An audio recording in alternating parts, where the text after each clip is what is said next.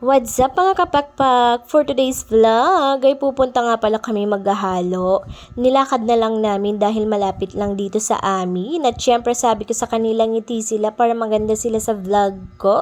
Eto, makulit na naman sa Angelo kung ano-ano na naman hinahawakan. For the galit na naman ang inyong ino.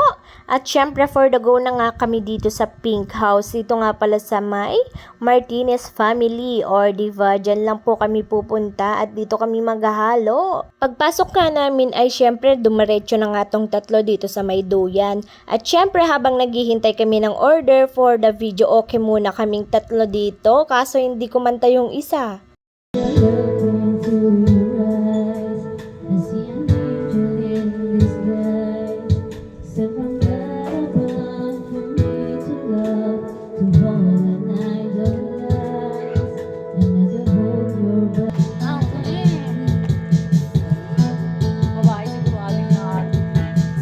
Huwag mong pansinin ang nanitira sa'yo.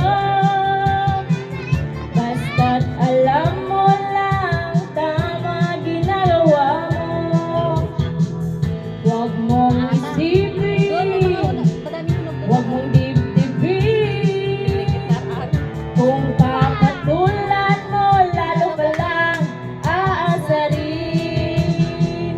No si Balasi. Sino ba sila? Ay, may mapindot ka dyan. No si Balasi. Ayan o, Torete. Sino ba sila?